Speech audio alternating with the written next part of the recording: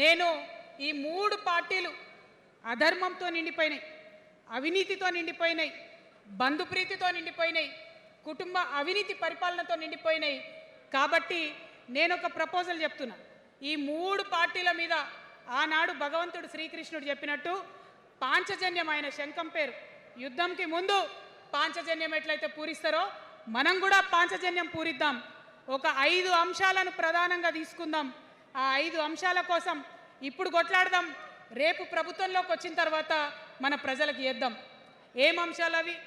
మొట్టమొదటిది విద్య. ఇవాళ government schools అంటే ఆనాడు కేసీఆర్ గారు స్కూల్ బంద్ చేసుకుంటూ వచ్చారు, అదే రేవంత్ రెడ్డి గారు కొనసాగిస్తున్నారు. ఎక్కడా కూడా ప్రభుత్వ పాఠశాలలలో వసతులు లేవు.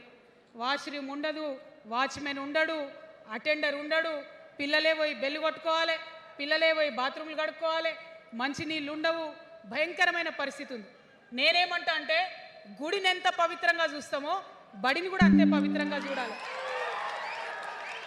గుడిని ఎంత పవిత్రంగా చూస్తామో బడిని అంత పవిత్రంగా చూడాలి. కాబట్టి నేను ఒక మాట అంటున్నా, ప్రతి ఊర్లో ఒక బడి ఉండాలి, ప్రతి తరగతికి ఒక టీచర్ ఉండాలి. ప్రతి ఊర్లో ఒక బడి ఉండాలి, ప్రతి తరగతిలో ఒక టీచర్ ఉండాలి. ఖచ్చితంగా అట్లా జరిగినట్టయితే ప్రభుత్వ పాఠశాలలు మంచిగా అవుతాయి.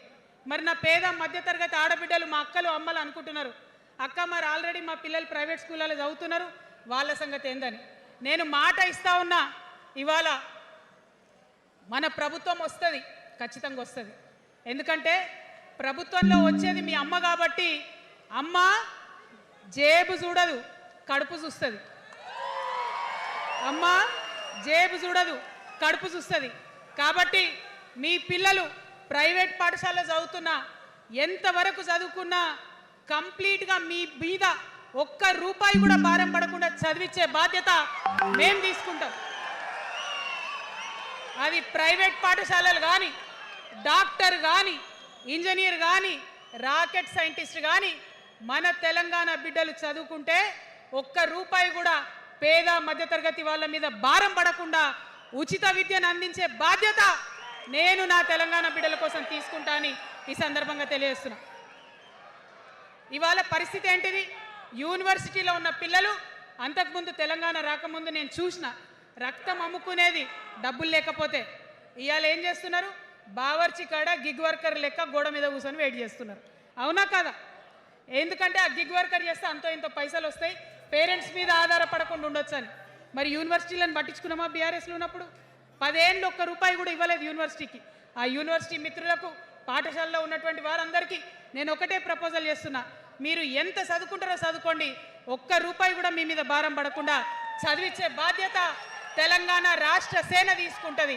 ప్రైవేట్ పాఠశాలలు కూడా బాగుంటాయి, ప్రభుత్వ పాఠశాలలు కూడా బాగుంటాయి, కానీ భారం తల్లిదండ్రుల మీద పడదు. అది మీ అమ్మ ప్రభుత్వంలో జరగబోతుందని, మీ తల్లి ప్రభుత్వంలో జరగబోతుందని మీకు మాటిస్తా ఉన్నా. సెకండ్, మనకేమవుతుంది? మన తెలంగాణలో పేద మధ్యతరగతి ప్రజలకు ఏమవుతుంది? ఎవరన్నా ఇంట్లో రోగం వస్తే, ఒక యాక్సిడెంట్ అయితే ఇల్లు గుల్లవుతుంది. అందుకే ఆలోచన చేసి వైద్యం గురించి ఒక నిర్ణయం తీసుకున్నా. మన రెండో అంశం పాంచజన్యంలో వైద్యం కోసం అనేక అగచాట్లు పడుతున్నారు, అనేక ఇబ్బందులు పడుతూ ఉన్నారు. నేను ఒకటే మాట ఇస్తా ఉన్నా, ఏ రోగమన్నా రాని, ఎంత పెద్ద హాస్పిటల్ అన్నా కానీ, మన తెలంగాణలో మన జబ్బు ఎక్కడ తగ్గుతుందో అక్కడ మీ జేబులకెళ్ళి ఒక్క రూపాయి ఖర్చు కాకుండా ఉచిత వైద్యం అందించే బాధ్యత మేము తీసుకుంటా ఉన్నాం. ఉచితంగా విద్య ఇచ్చి, ఉచితంగా వైద్యం ఇచ్చినాక నా తెలంగాణ బిడ్డల మీద నాకు నమ్మకం ఉంది. మనం కష్టపడే బిడ్డలం, మీరే పైసలు సంపాదించి ఇస్తారు, మీరే రాష్ట్రాన్ని ముందుకు తీసుకుపోతారు. అవునా కదా? ఉచిత విద్య, ఉచిత వైద్యం మన 2 అంశాలు పాంచజన్యంలో. మూడవది వ్యవసాయం. మా రైతన్నలు ఉన్నారు, మా రైతన్నలు ఎంతో కష్టపడి మరి పంటలు పండించి చెమటలు కక్కి మనందరికి అన్నం పెడతారు. మీ అందరినీ నేను కోరేది ఒకటే, ఇవాళ అందరూ అర్రాస్ పాట వాడినట్టు నీకు ఎకరానికి ఇంత ఇస్తా అని చెప్పి మాట్లాడుతున్నారు తప్పితే మనకున్న కష్టం ఎవరైనా తీరుస్తున్నారా? ఏం కష్టం ఉంటుంది రైతుకి? భూమి కష్టం ఉంటుంది, చెప్పుకోవాలి, భూమి మీద దాని ఇబ్బంది ఉంది. ఎంఆర్ఓ ఆఫీస్కి పోతే మనని ఎవడన్నా రాణిస్తాడా? మాట్లాడతాడా? నీ దోతి బాగలేదు, నీ అంగి బాగలేదు, నీ కాళ్ళకు మట్టి ఉండే, నీ చెప్పులకు మట్టి ఉండే రానియరు. అదే సూటు బూట్ వేసుకొని ఎవరన్నా వస్తే ఏం చేస్తారు? పిలిచి కూసోబెట్టి చేంబర్లో కూసోబెట్టి చాయ్ ఇచ్చి కాఫీ ఇచ్చి అన్ని పనులు చేసి పంపుతారు. మన ప్రభుత్వం రాబోతా ఉంది. ఆ ప్రభుత్వంలో రైతే రాజు అనేటటువంటి నినాదాన్ని నిజం చేస్తాం. ప్రతి ఆఫీస్లో, అది ఎంఆర్ఓ ఆఫీస్ కానీ కలెక్టర్ ఆఫీస్ కానీ, ప్రతి ప్రభుత్వ ఆఫీస్లో నేను రైతునని పోతే సపరేట్ కౌంటర్ ఉండాల్సిందే, కుర్చీ మీద కూసోబెట్టాల్సిందే, మీకు పని చేసి పెట్టాల్సిందేనని ఈ సందర్భంగా నేను తెలియజేస్తా ఉన్నా. నేను రైతునని గర్వంగా చెప్పుకునే విధంగా మేము పరిపాలన చేస్తాం. అది కాకుండా మిగతా ఏదైతే టైంకి రావాల్సిన కరెంటు, ఇప్పుడు రేవంత్ రెడ్డి గారి దయ వల్ల మళ్ళీ రాత్రిపూట కరెంట్ వస్తుంది. అట్లా ఉండదు. రేపు మన ప్రభుత్వం వస్తుంది, టీఆర్ఎస్ ప్రభుత్వం వస్తుంది. వచ్చినాక 24 గంటలు నాణ్యమైన కరెంటు, పొద్దుటిపూట కరెంటు, రైతులకు ఉచిత కరెంట్ ఇస్తాం. అదేవిధంగా యూరియా కావచ్చు, కొనుగోలు కేంద్రాలు కావచ్చు, మీరు ఎక్కడ పోయి అడగాల్సిన అవసరం లేకుండా అన్నీ మీ దగ్గరకు వచ్చేటట్టు చేస్తాం. మరి అనేక అంశాలు ఉన్నాయి రైతుల గురించి మాట్లాడేటి. ఇప్పుడు ఎంత గోసపడుతున్నారో తెలుసు. ఒక్కొక్కటి మాట్లాడుకుంటూ వెళ్దాం.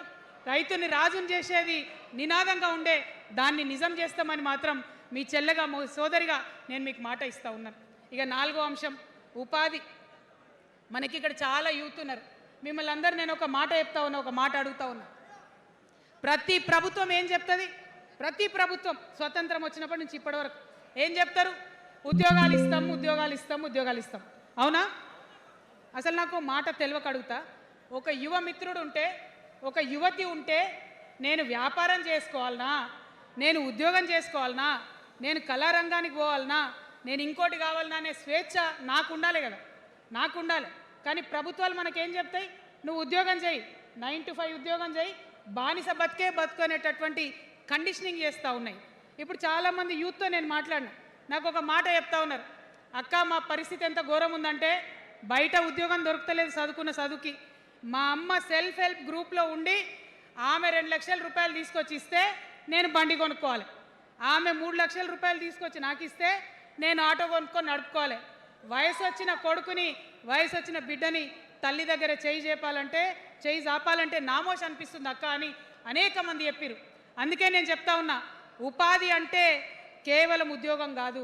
ఉపాధి అంటే మన ప్రభుత్వంలో, రేపు రాబోయేటటువంటి మీ అమ్మ ప్రభుత్వంలో 2 లక్షల రూపాయల నుంచి మొదలు పెడితే 20 కోట్ల రూపాయలకు కూడా మనము మీ వ్యాపారానికి సంబంధించిన ఐడియాతో మీరు వస్తే బ్యాంకులతో సంబంధం లేకుండా నా యువకులను, నా యువతులను నమ్మి ఆ లోన్ డైరెక్ట్గా మీకు ఇవ్వడం జరుగుతుంది. ఎందుకోసం ఈ మాట చెప్తా ఉన్నా అంటే, మన తెలంగాణ బిడ్డలకు మంచి సృజనాత్మకత ఉంది, ఆలోచించే శక్తి ఉంది, కష్టపడే తత్వం ఉంది. ఇవన్నీ కూడా మంచి వ్యాపారవేత్తలకు ఉండేటటువంటి లక్షణాలు. కానీ వచ్చినటువంటి ఏ ప్రభుత్వాలు కూడా మనకు చేయూతనియ్యలే.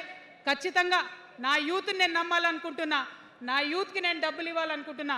వాళ్ళ చేతిలో డబ్బులు పెట్టి వాళ్ళు ఇంకెంత సంపాదన నా తెలంగాణ రాష్ట్రానికి ఇస్తారో చూడాలని నేను అనుకుంటున్నా. యూత్ ఎంపవర్మెంట్ గ్రూప్స్ తయారు చేస్తాం.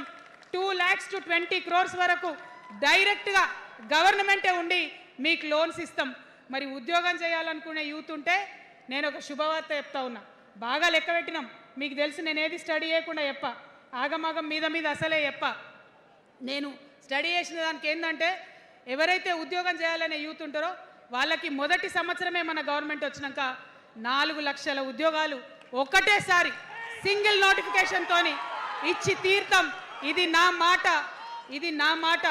నేను మళ్ళీ మీకు ఎందుకు చెప్తా ఉన్నా ఈ మాట అంటే, నేను తల్లిని, నేను జేబు చూడ, ఎంత ఖర్చు అవుతుంది, ఎంత జీతం అవుతుంది చూడ, నా కొడుకు కడుపులో ఉన్న బాధను, వాడి ఆత్మగౌరవాన్ని, నా బిడ్డ బాధను, ఆమె చదువుకున్న చదువుకి రావాల్సిన ఉద్యోగాన్ని దాన్నే చూస్తా. కాబట్టి మొదటి సంవత్సరమే 4 లక్షల ఉద్యోగాలు ఇస్తాం. మరి మన ఉద్యమకారులు ఇంతమంది వాళ్ళ వయసుని, వాళ్ళ యవ్వనాన్ని, వాళ్ళు సంపాదించుకునేటటువంటి మొత్తం వయసుని కూడా ఉద్యమానికి దారపోసిరు. కాబట్టి నేను ఉద్యమకారుల కోసం ప్రత్యేకించి జూన్ 2, 2014 వరకు కట్ ఆఫ్ డేట్ పెట్టుకొని ఆనాటి ఉద్యమకారులకి 1 లక్ష ఉద్యోగాలు, సూపర్ న్యూమరరీ జాబ్స్ క్రియేట్ చేయబోతా ఉన్నామని కూడా ఈ సందర్భంగా తెలియజేస్తున్నా. అంటే ఇవన్నీ తెలంగాణ ఉద్యమంలో, తెలంగాణ రాష్ట్ర సాధనలో మీరు చేసిన ప్రయత్నానికి, మీ రుణం తీర్చుకోవడానికి నేను చేస్తున్న ఈ ప్రయత్నం అని చెప్పి ఈ సందర్భంగా తెలియజేస్తా ఉన్నా. మరిగా మన పాంచజన్యంలో ఐదవ అంశం ఆఖరి అంశం అతి ముఖ్యమైనటువంటి అంశం సామాజిక న్యాయం. సామాజిక న్యాయ తెలంగాణ సాధించాల్సిందే. మన ఎస్సీ మిత్రులకు, ఎస్టీ మిత్రులకు, అగ్రవర్ణాల్లో ఉన్నటువంటి పేదవారికి, బీసీలకు అందరికీ న్యాయం జరగాలి. మా మైనారిటీ సోదరులు, మా ముస్లిమ్స్ కావచ్చు, క్రిస్టియన్స్ కావచ్చు, సిక్కులు కావచ్చు, అందరికీ కూడా న్యాయం జరగాలి. మరి బీఆర్ఎస్లో మనం చూసినాం, मुस्लिम्स कोसम थोड़ी देर उर्दू में बात करके आपसे मीठी मीठी बातें बोल के सोपत करके देखो, सोना घिसके देखो बोले। आप 2 बार सोपत कर लिए, तालीम का एक छोटा सा रोशनी आपको दिखाए, लेकिन रोजगार आपसे दूर रखे। जो 12% रिजर्वेशन का बात हुआ था उसके ऊपर कुछ भी अमलावरी नहीं हुआ। और जो माइनॉरिटी फाइनेंस कॉरपोरेशन का पहले लोन मिलते थे 10 साल के बीआरएस में कितने लोन मिले, अब 2 साल के कांग्रेस में कितने लोन मिले, आप एक बार देख लो। सारे लोग बस बातें ही बोल रहे हैं लेकिन काम कोई नहीं कर रहा है। आपकी बेटी हूँ मैं, ये धरती का कर्ज उतारने के लिए नया पॉलिटिकल पार्टी आपके सामने लेके आई हूँ। आपसे मैं गुजारिश करती हूँ मेरे साथ चलिए, जो बदलाव आपके ज़िंदगी में आएगा ज़रूर आपको बदलाव दिखेगा, पहले जैसा नहीं होगा। बिल्कुल अलग सा एक स्ट्रैटेजी बना रहे हैं, अलग से आपके रेस्पेक्ट के लिए हमारी सोच है। हम मिलेंगे, बात करेंगे।